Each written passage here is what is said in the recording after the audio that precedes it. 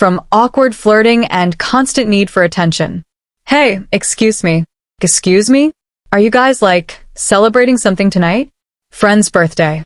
Your birthday. Awesome. Is this like a local spot else? Oh yeah. Too public embarrassment, gaslighting, and complete lack of empathy I didn't feel like I was doing. Anything wrong? Do you know? Only because it affected Cleo's wrong answer. Here's how Christian Albert's charm turned her into arrogance, making him one of the biggest narcissists in Fiancé history, starting with a charming adventurer who seemed fun and carefree to becoming one of the most criticized narcissists in the show's history.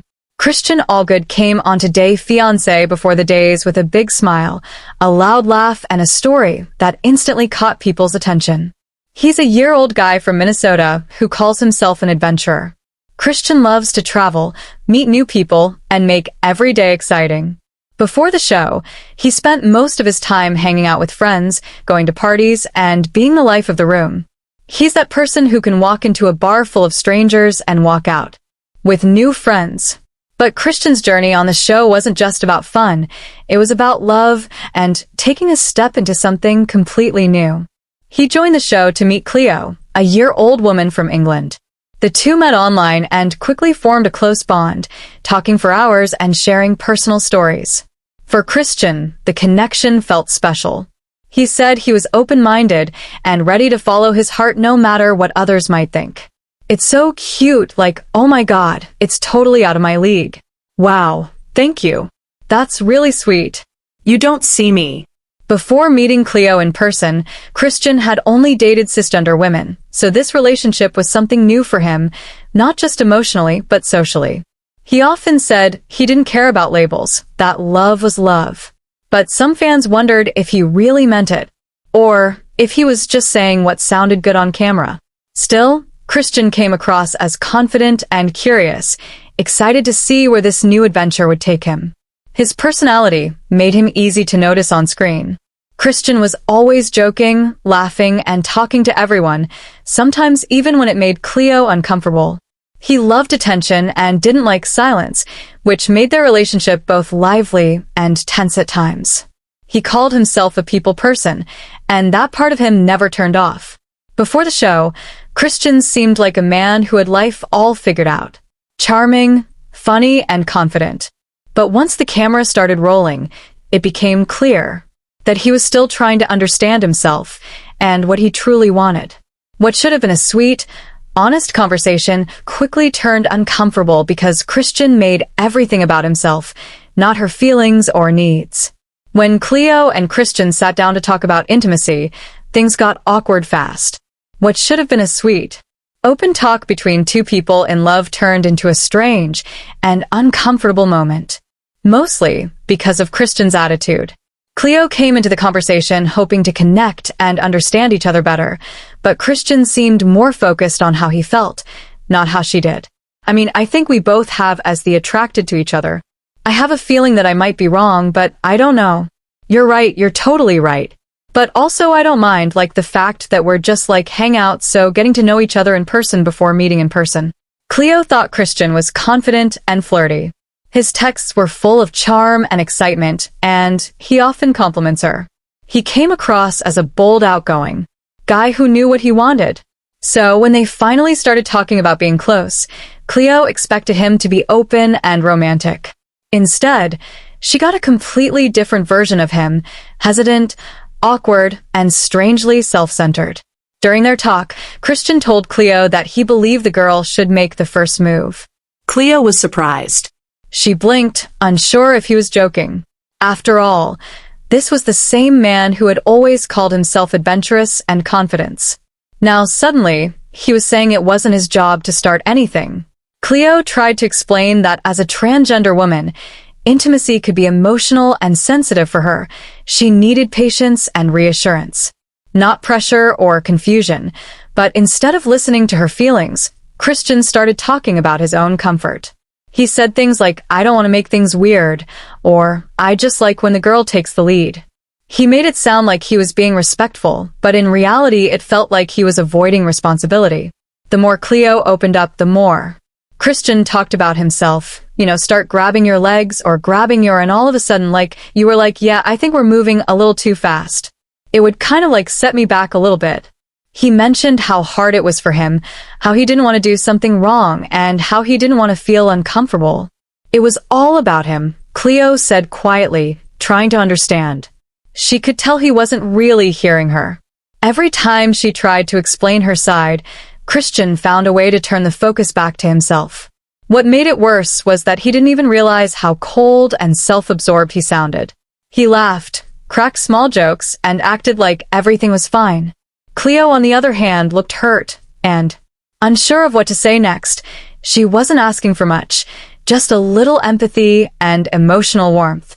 But Christian's need to protect his own comfort, to make the moment feel one-sided. By the end, Cleo felt drained and unseen while Christian walked away thinking he'd handled things perfectly. It was another example of how Christian often made serious talks about himself. For him, everything had to fit his comfort zone, even love. For Cleo, it was a painful reminder that being with Christian sometimes meant feeling alone. Even when he was sitting right beside her after a romantic night together, Cleo felt hopeful and connected. But Christian's worked to producers would leave her feeling foolish and hurt. Before going to her university lecture, Cleo sat down for tea with her friend Jane. She ordered a chai latte and tried to relax, but it was clear she had a lot on her mind.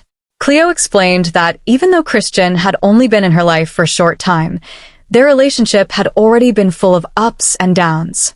She hoped talking to Jane would help her make sense of everything.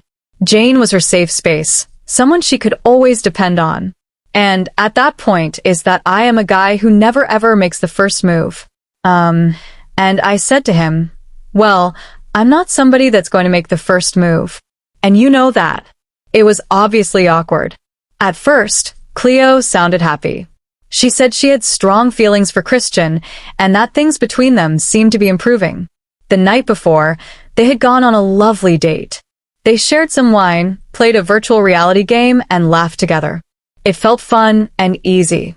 Later that night, things became a little awkward, but they managed to relax and get close. Their connection became more physical, and Cleo felt that their relationship had reached a new level. We ended up taking our relationship to the next level. Meaning what? Know what I mean?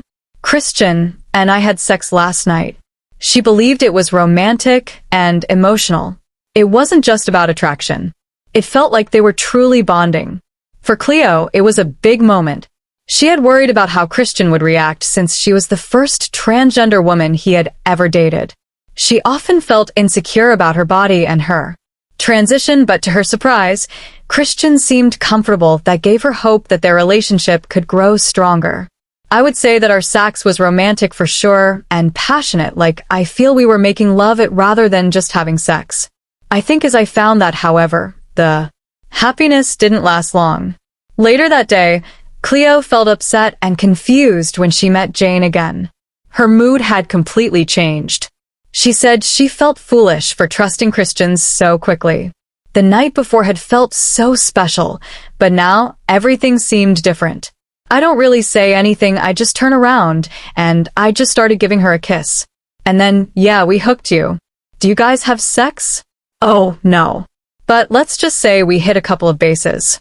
After their intimate night, Christian had spoken to the show's producers instead of being honest about what happened.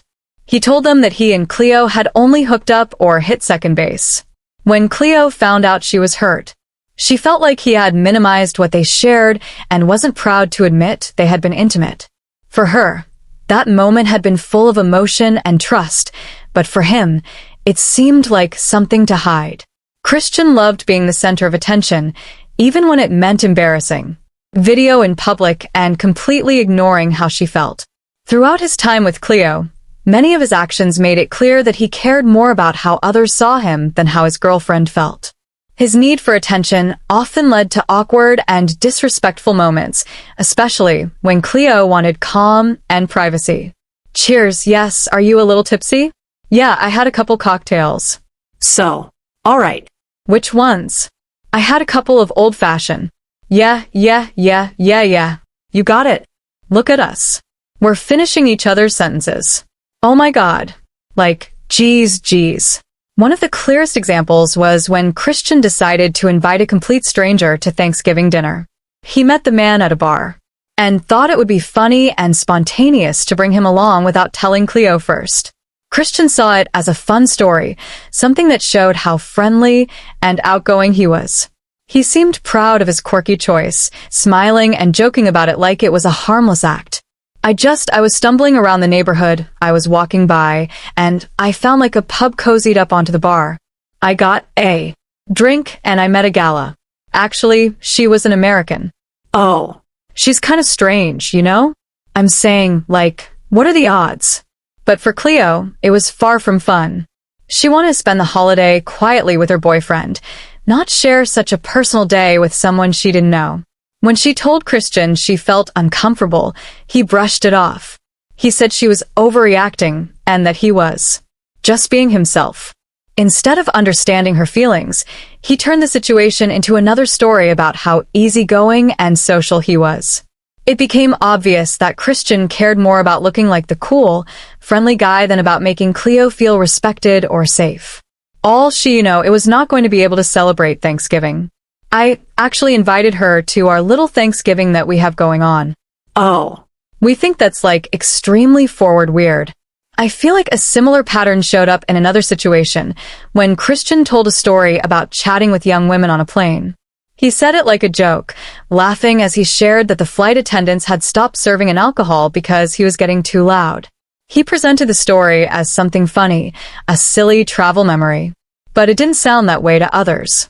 Too many people, including Cleo.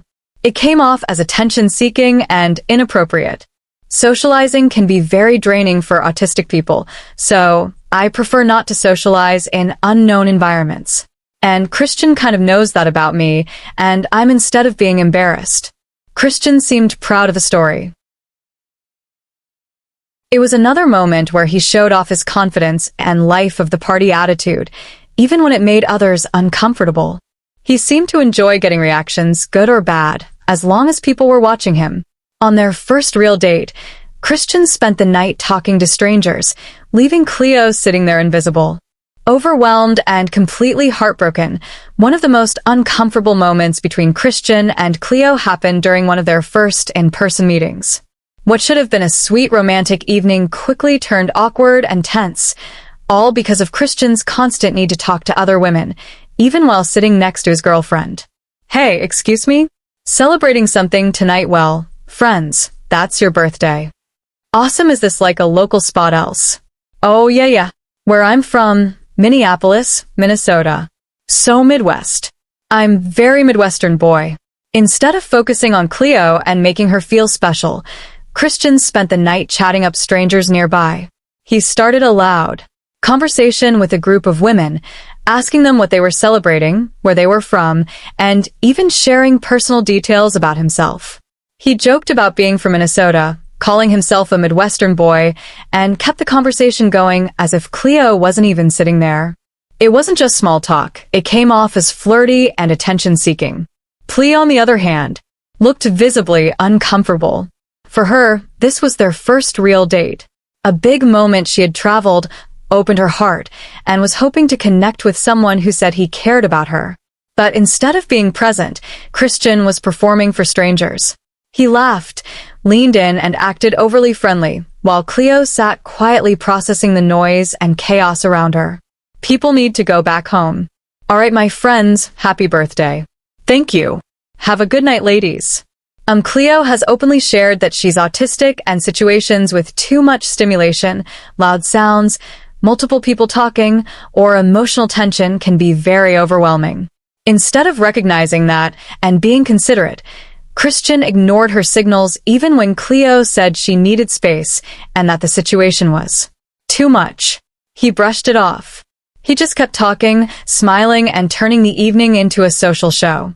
When he finally introduced Cleo, it felt like an afterthought, like she was part of his story rather than his partner. He said, "This is Cleo, my girlfriend." But his tone made it sound more like an introduction for the sake of the audience, not a moment of pride. Perfection. Later, Cleo admitted she felt exhausted and disappointed. She wanted a quiet romantic night where they could focus on each other, but instead, she felt invisible. Christian's behavior showed that he craved attention no matter where it came from. The tell-all started calm, but quickly exploded. Feeling Christian's lies, flirting, and total lack of respect for Cleo and shocking detail.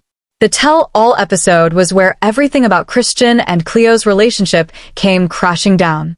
What started as a calm group discussion quickly turned into a heated emotional confrontation that showed just how deep their issues ran. It wasn't just not flirting anymore, it was about honesty, boundaries, and respect, things Christian seemed to keep bending to suit his own comfort. Still kind of keep chatting with another girls and you still keep inviting other people into, and so I guess your relationship. Wait, how do you know he's chatting with other girls, Jane? Well, I mean, I know there being concerns like Cleo thinks that he's chatting with other girls. At first, Christian tried to play it cool.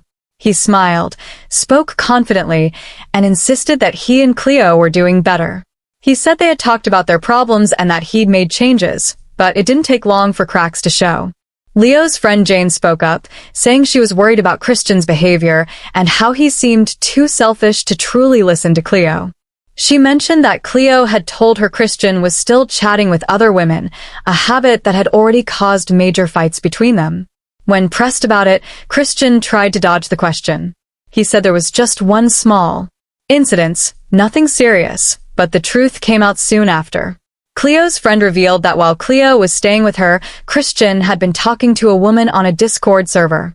The woman had called him cute, and instead of setting a clear boundary, Christian had replied kindly, feeding the attention. Cleo had felt uncomfortable, but once again, Christian brushed it off as him just being friendly. Active. I mean, she wasn't active. She was active with you. And, yeah, it made Cleo extremely uncomfortable. And, hold on, there was that she made it really clear that she was interested in you and found you extremely attractive. And the room went silent as the host ruled unseen. Footage from earlier in the season, the bar scene. Christian was seen chatting with young women, laughing, leaning in close, and even inviting one of them to Thanksgiving. Cleo sat watching, visibly upset.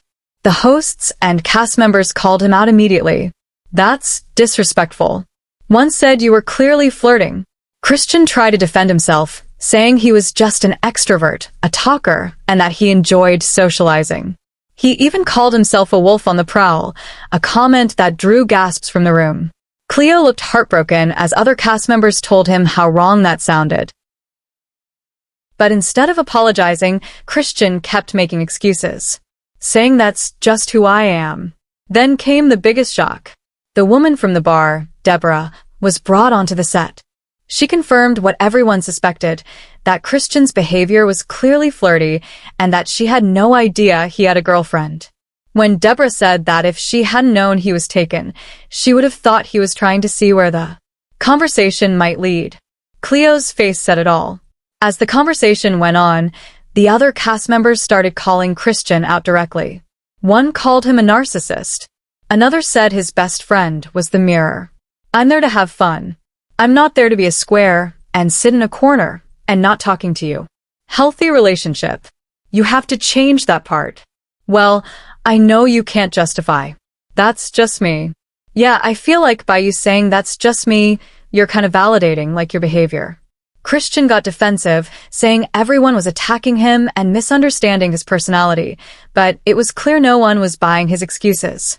When Cleo was asked the final question, whether she could stay with Christian if he never changed, she paused. Then she said softly that she didn't think she could. She had tolerated his behavior for too long, and she knew she deserved better. The tell-all ended with Christian visibly uncomfortable. This charm finally wearing thin. What was once seen as friendly or fun now looked selfish and disrespectful. And for Cleo, it was the moment she finally realized that love shouldn't mean constantly fighting to be seen. After watching the tell, all fans had one thing to say. Christian wasn't charming or fun. He was selfish, creepy, and emotionally unavailable. After the Tello episode aired, fans had plenty to say, and most of it wasn't kind to Christian. Social media quickly filled with comments calling out his cold behavior. awkward flirting, and complete lack of emotional connection with Cleo.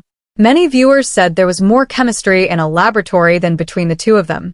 People pointed out how uncomfortable Cleo looked and how uninterested Christian seemed throughout their scenes.